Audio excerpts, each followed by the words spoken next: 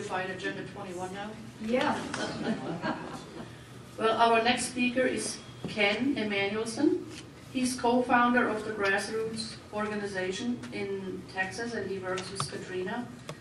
As far as we are concerned, he is one of, he helps build a database that we would like to use. And he's behind developing that, and various grassroots people, groups can use the database. We can create walk lists, we can use it for mail campaigns, or if we want to do some specific targeted initiative, it would be very useful for us. So I'll let Ken talk to you now.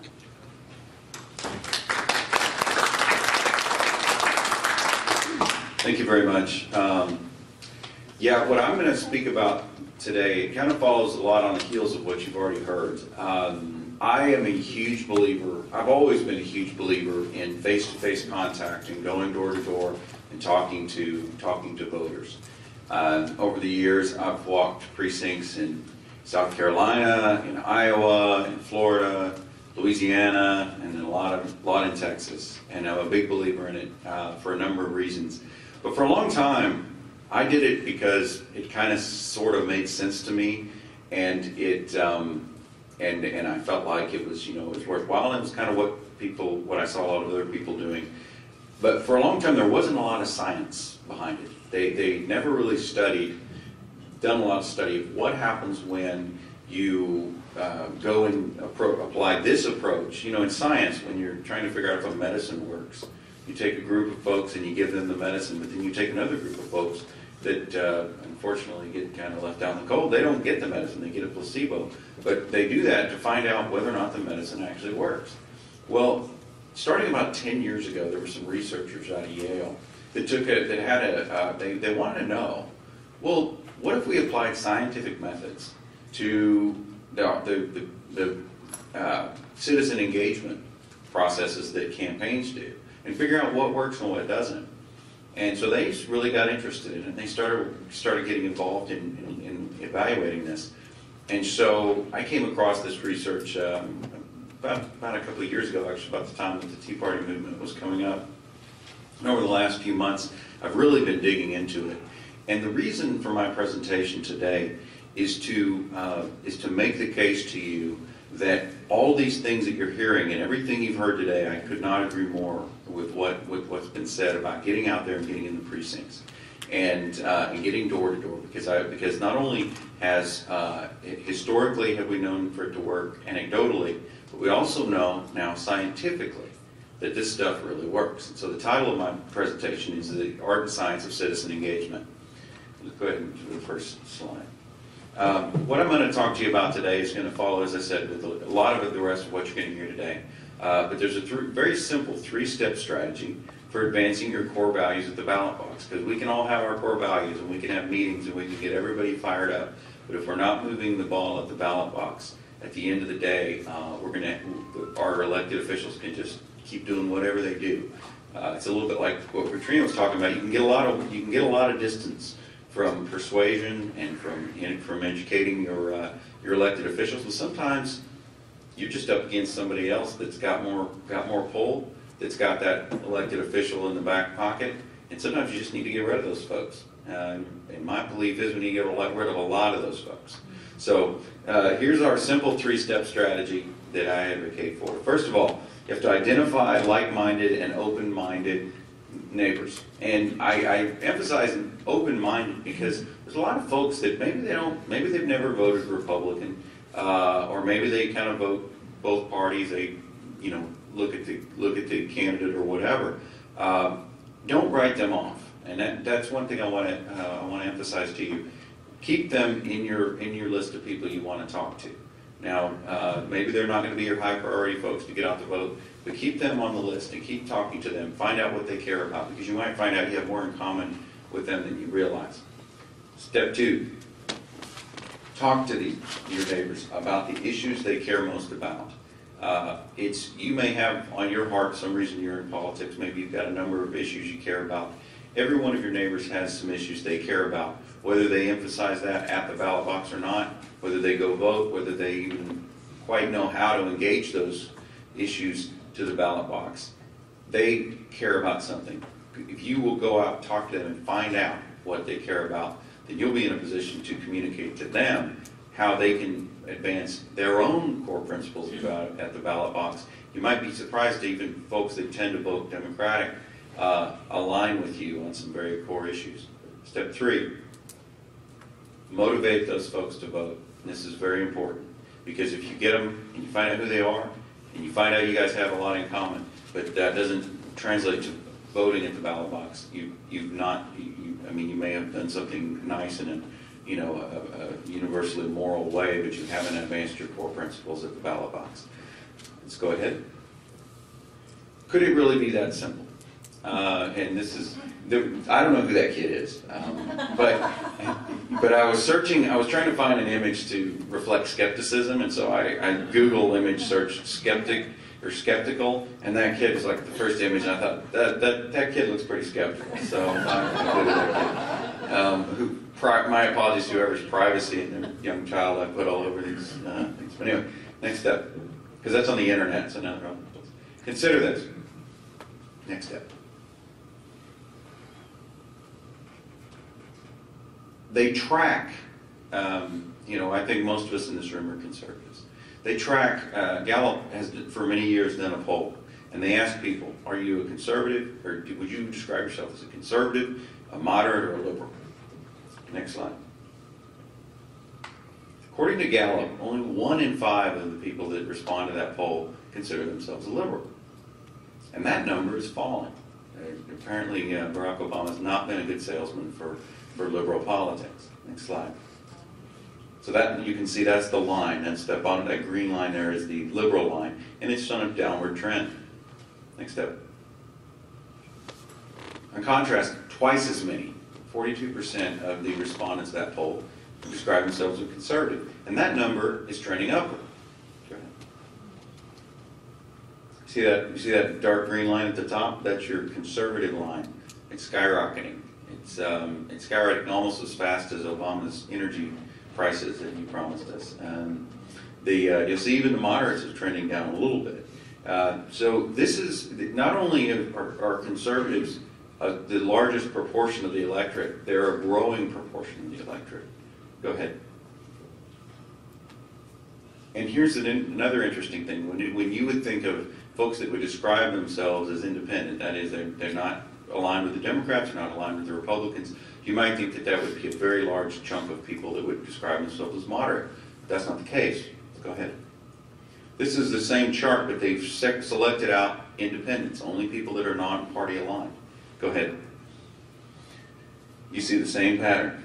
Liberals have trended up just a little bit, but that's probably more in the noise. But you see a rising tide for conservatives, and now moderates in the independent camp are actually the largest segment, but they're not that far different from the conservatives. If you listen to the news media, if you listen to you don't listen too much to MSNBC, but they'll tell you, oh, that's Tea Party folks, that's conservative. I mean, that's like 0.01% of the electorate. We should not listen to them because their ideas are crazy. These ideas that we should actually pay our bills with money we actually have rather than money we invent out of thin air. They'll tell you that we're some kind of a fringe. We're just kind of the crust on at the outside. We're not. We're actually the largest ideological group in the American populace. Next slide. This is an interesting statistic. Conservatives outnumber liberals in every single state of the union. Okay. And that includes, of course, go ahead, Vermont and Massachusetts. They're actually more conservatives than liberals in Vermont and Massachusetts. And so now it's not quite the same trend. It's not a 40-20 situation, but there's still a majority. Go ahead.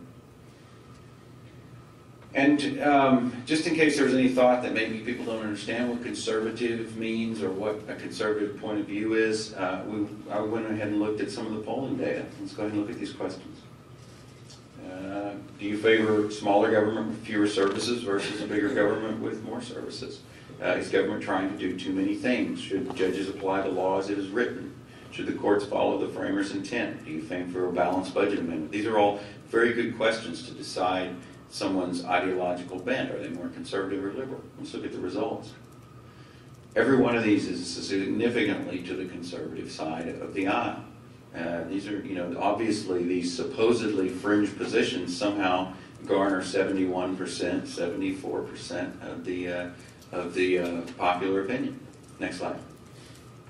There's a few more. Are local gun laws unconstitutional? Does the Second Amendment protect individual gun ownership? Do you support increased fines on employers with legals? And do you support the Arizona law? Was it about right or didn't go far enough? Again, all of these, 77%, 63%, these are overwhelmingly on the conservative side. Now, are there polls that show, less decidedly? Yes, there are.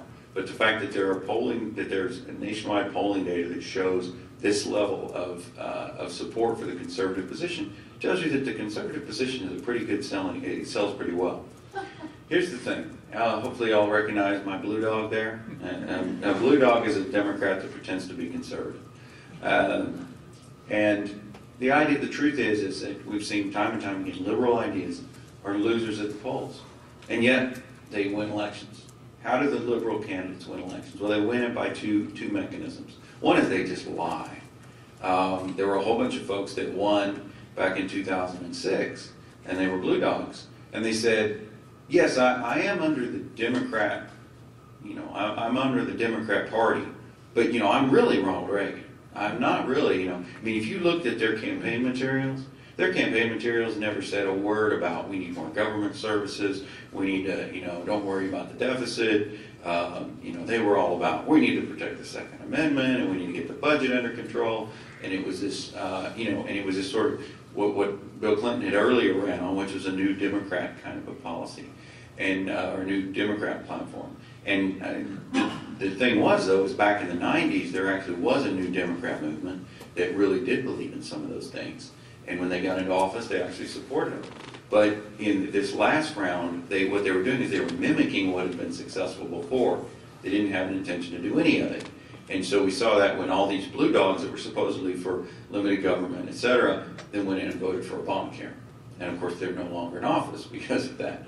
Because the people caught on. You're not for what you claim to be for. They hide their true agenda.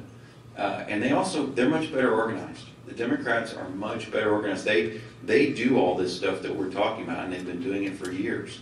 You will hear, I've not got much good to say about Acorn from a moral perspective or a perspective of how you should live your life. But when it comes to how to organize precincts, we can learn a lot from Acorn. We can learn a lot from all these groups and from the unions. They do some things that are not ethical, and we shouldn't mimic that. But in terms of getting out there, organizing, having precinct captains, having block captains, doing all this stuff, they've been doing this stuff for years. And what they've been doing is maximizing their effectiveness. Even though they have smaller numbers, they get all their people out. And if you have smaller numbers, but you get all your people out, you can win. Because as we've heard earlier, a fraction of people actually vote, especially like in the primaries. A tiny fraction of people vote. If you can turn out just a small bump in the overall percentage, you can dominate a primary. Why do conservatives lose? Conservatives lose when they're wishy-washy about what they believe in. Why? If you weren't actively involved in politics last year, why would you vote for John McCain? He said that Obama would be okay. He said that we didn't have anything to worry about a President Obama. And he didn't really lay out any clear points of disagreement with Obama during his campaign. Nobody could really figure out what McCain was wanting to do as president. And so, we're not just going to beat up on McCain. There's plenty of them out there that run under the Republican brand, but their policies are Democrat-like. And Republicans like that tend to lose because why would you follow that? Why would you support that? If you believe in Democrat policies, if you believe in liberal policies, why not just vote for the liberal? Why go halfway? And finally, the conservatives tend to not be as organized. We have, for a long time, benefited from this larger number of people. And so if we go through the motions and do the basics, we can win elections. But that's not good enough anymore. Everything is changing. All the things that we've taken for granted for years are changing. Now we have to start thinking about being organized, being efficient, being focused and strategic. Next slide.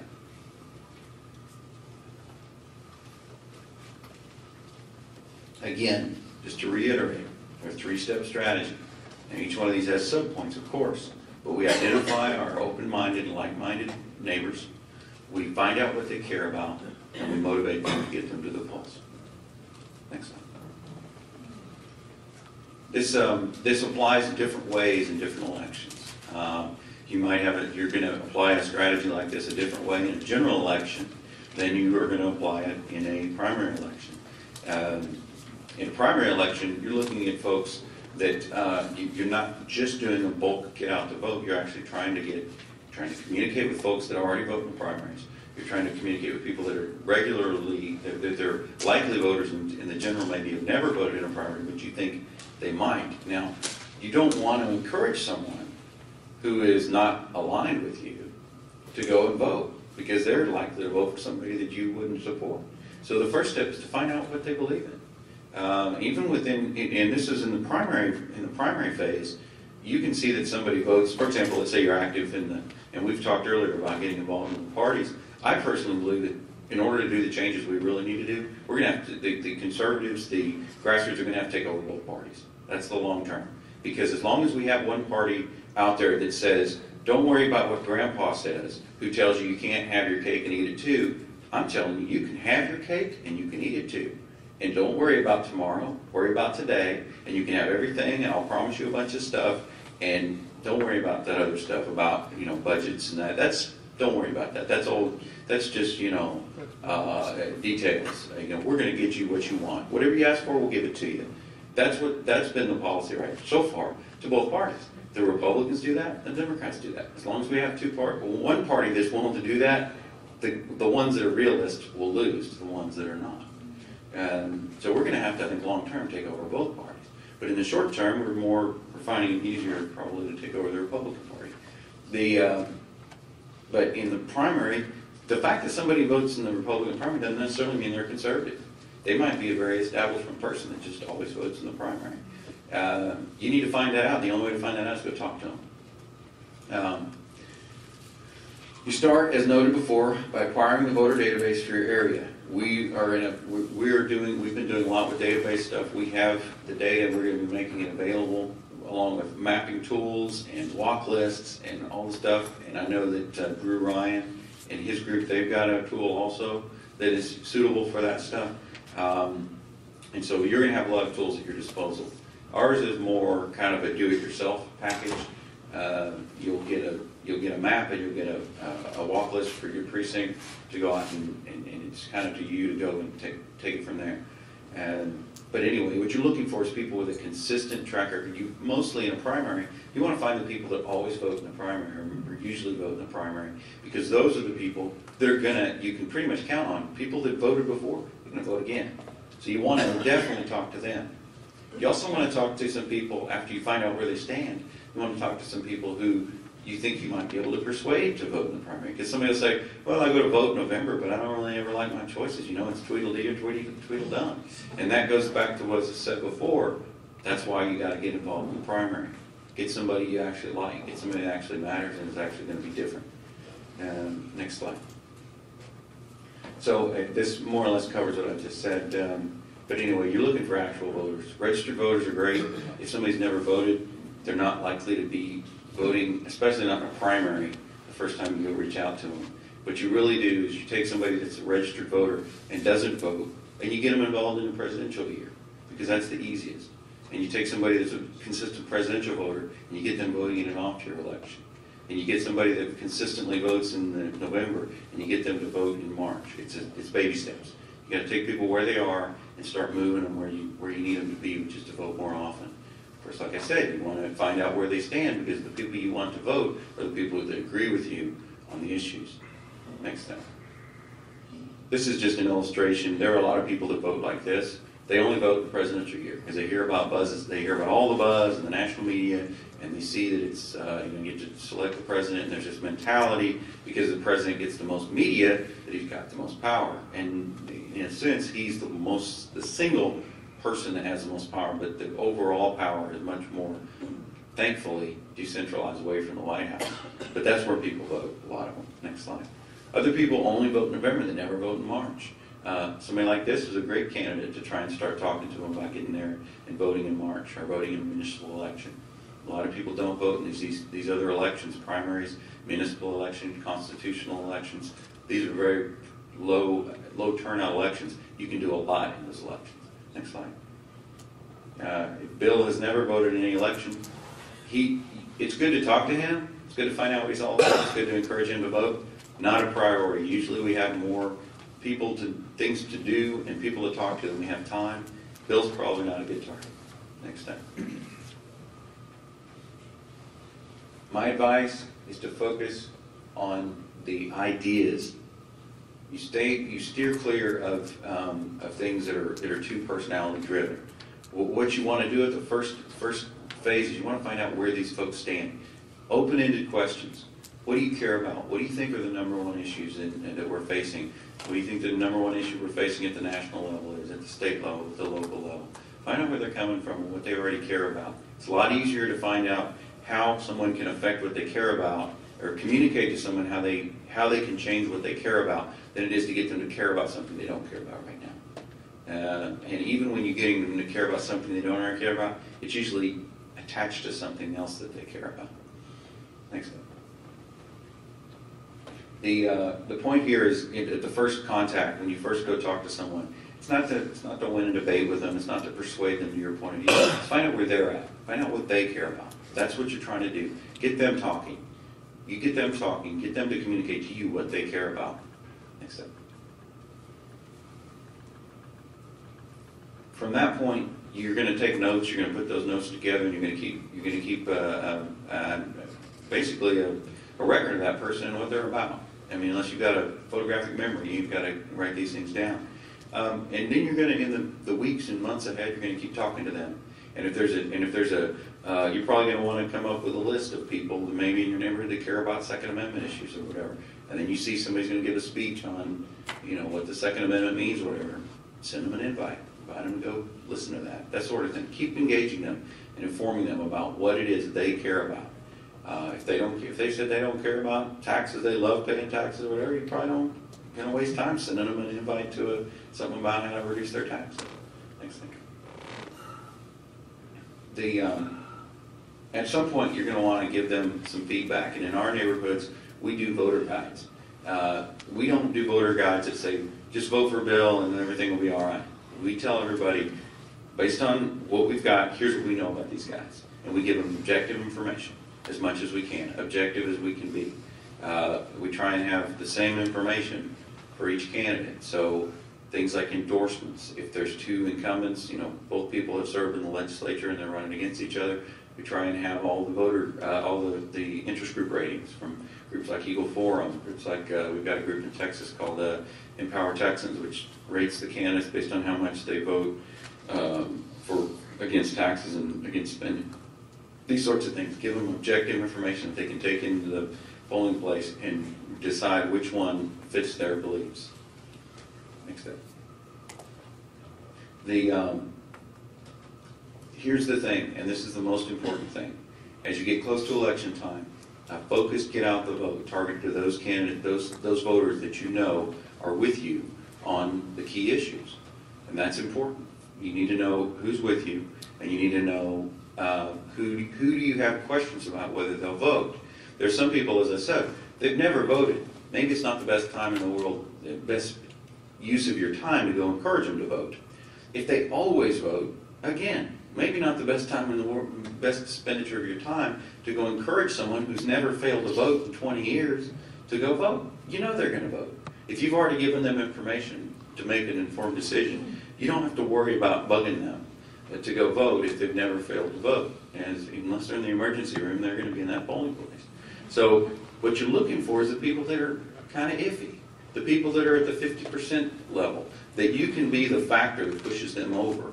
So you're looking for people that are somewhere in the range of 25% to 75% likelihood of voting.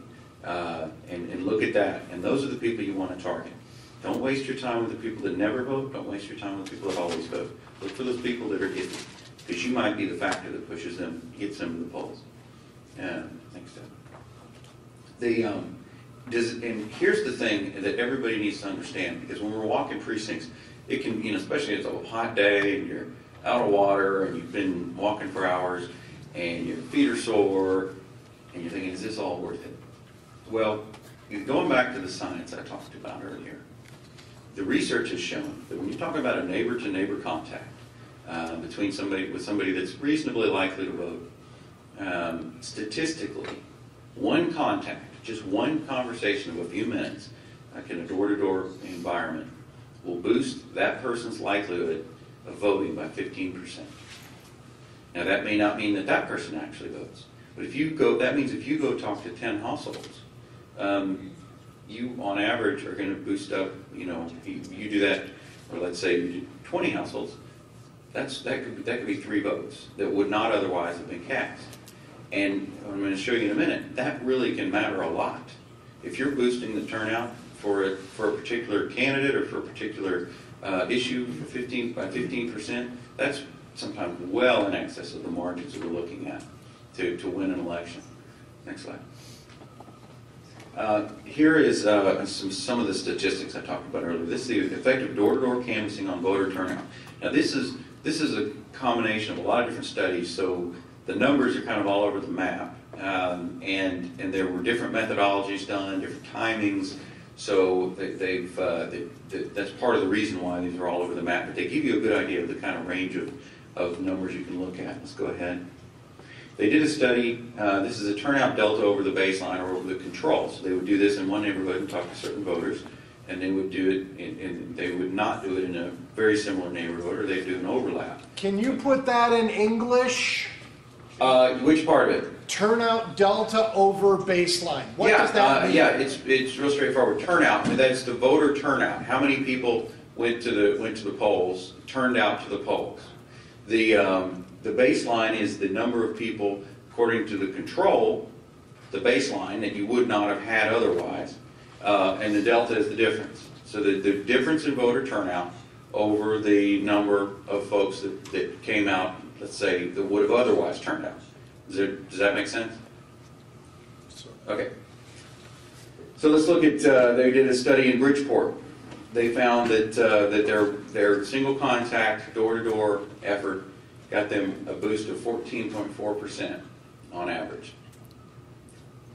Columbus, 9.7%. Detroit, 7.8%. Then they had a broader Michigan one that was very successful, 18%. Next slide. When you look at this, you can see that in every case, this door-to-door canvassing effort boosted turnout from somewhere between about 8% and 18%. Let's look at the average.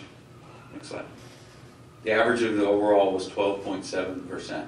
If you can boost your numbers for your side by 12.7% in an election, you're usually going to win. I mean, sometimes you're just fighting a losing battle, but if you're anywhere near a 50-50 race, that's a win. Let's go ahead.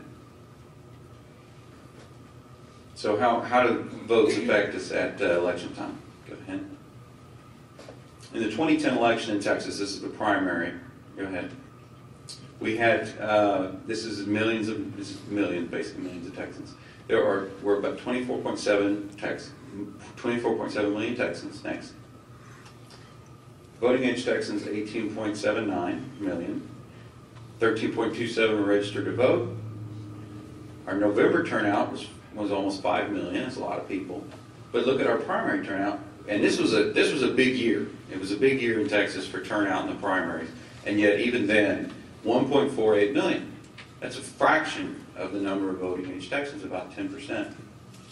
And of course, the total needed to win a race in that statewide was 0.74 million.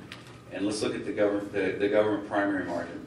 0.03, it was 30,000 votes is what it came down to in a statewide gubernatorial election. Out of 13 million plus registered voters, or voting age population, 30,000 was the margin. Go ahead.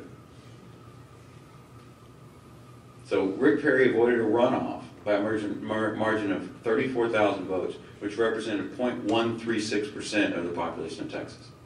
So just a fractional more turnout in that primary for one of his competitors would have pushed him into a runoff.